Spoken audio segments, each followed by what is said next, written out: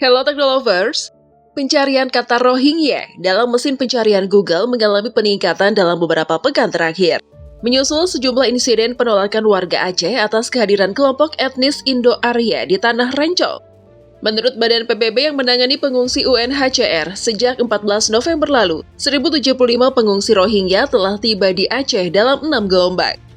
Nah, berikut kami merangkum informasi tentang latar belakang kelompok minoritas Islam yang mengalami persekusi di Myanmar serta penolakan mereka di Indonesia.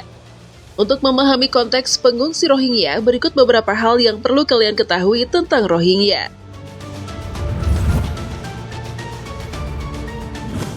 Apa definisi Rohingya? Orang-orang Rohingya dari mana? Rohingya berasal dari negara mana? Pengungsi Rohingya dari mana mereka berasal? Orang-orang Rohingya berasal dari negara mana? Apa sejarah Rohingya?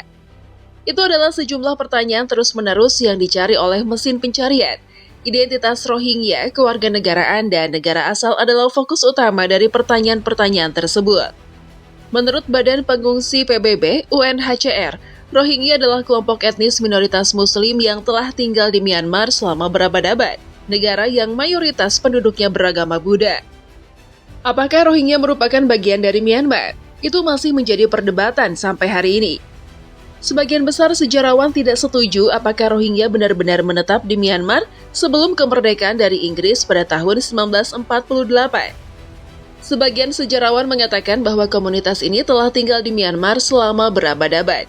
Mereka dianggap sebagai bagian dari etnis Myanmar, seperti yang dilakukan komunitas Rohingya.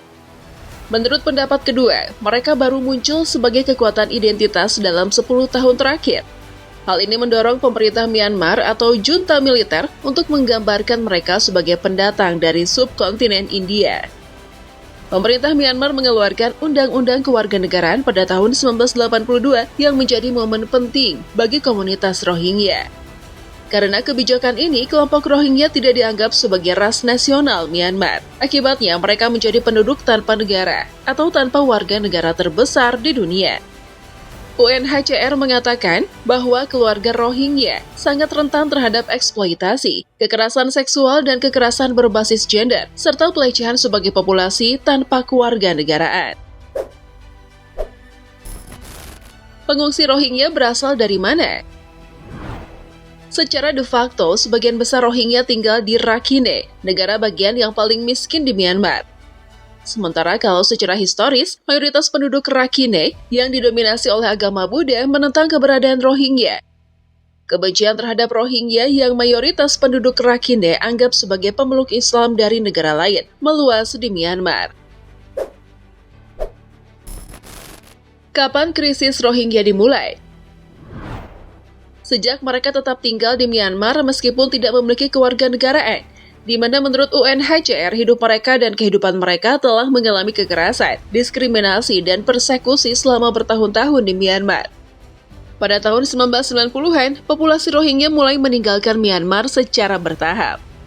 Namun puncaknya terjadi pada tahun 2017, ketika gelombang kekerasan yang luar biasa di negara bagian Rakhine memaksa lebih dari 742.000 orang, sebagian besar dari mereka adalah anak-anak, mencari perlindungan di Bangladesh. Eksodus Rohingya terbesar pernah terjadi sebelum peristiwa ini. Seluruh desa dibakar, ribuan keluarga dibunuh atau terpisah, dan laporan lembaga kemanusiaan penuh dengan pelanggaran hak asasi manusia. 5 tahun setelah eksodus, seorang etnis Rohingya berkata kepada BBC di kamp pengungsi Cox's Bazar, Bangladesh, "Lebih baik mereka membunuh kami daripada mendeportasi kami ke Myanmar." Apakah Indonesia satu-satunya tempat etnis Rohingya mencari perlindungan? Per 31 Oktober 2023, laporan UNHCR menunjukkan bahwa 1.296.525 jiwa pengungsi Rohingya yang mencari perlindungan tersebar ke berbagai negara.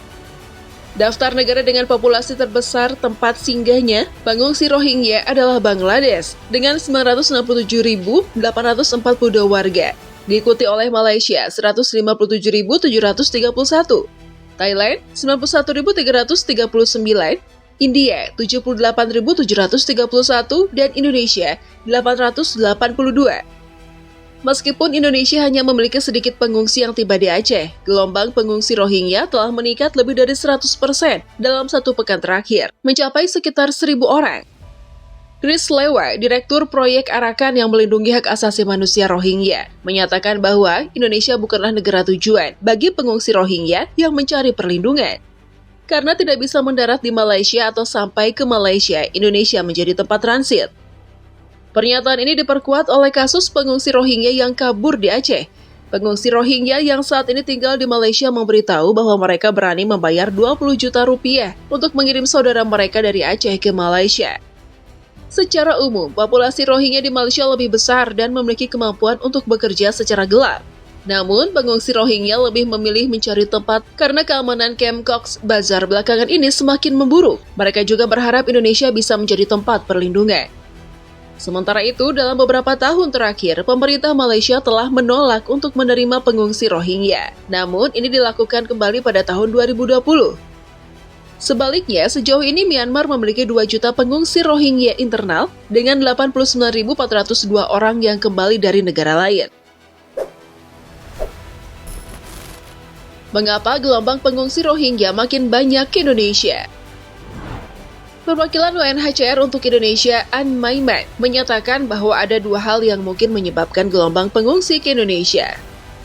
Pertama, dan terpenting, konflik di Myanmar semakin memburuk. Sementara perhatian semua orang yang tertuju pada apa yang terjadi di Timur Tengah atau Gaza dan Ukraina. Eskalasi konflik senjata di Myanmar hampir tak dibicarakan.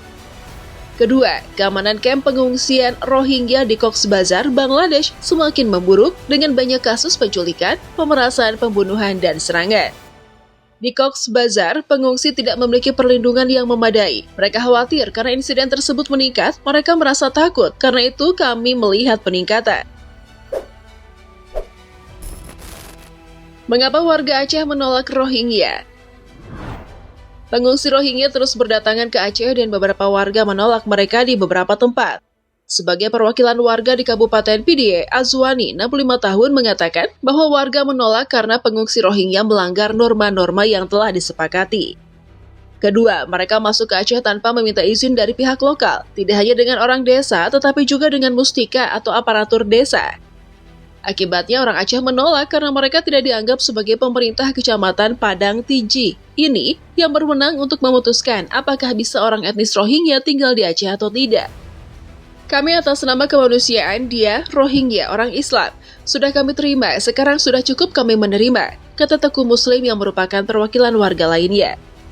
Pengungsi ditolak oleh Muhtar Yusuf, Kepala Desa Lapang Barat di Kabupaten Birut, karena tidak ada tempat yang mendukung mereka di wilayahnya. Bukan karena persoalan logistik, tetapi singgahnya Rohingya di pantai mengganggu karena pantai merupakan tempat aktivitas nelayan. Ketegangan di lapangan diakui oleh Ann Maiman, perwakilan UNHCR di Indonesia, yang menyebut pengungsi Rohingya sebagai orang Palestina di Asia. Ia menjelaskan mengapa orang melarikan diri dan mengatakan kalau mereka bukan penjahat dan tidak memiliki kewarganegaraan. Selain itu, Ann menyatakan bahwa sebagai orang Palestina di Asia, Rohingya tidak mendapat perhatian yang cukup, seperti yang diterima korban konflik di Gaza. Itu yang kemudian jadi masalahnya. Mereka disebut sebagai penjahat oleh semua orang yang tidak benar. Kejadian semacam ini akan terus berulang selama akar masalahnya tidak diselesaikan, yaitu masalah Rohingya di Myanmar.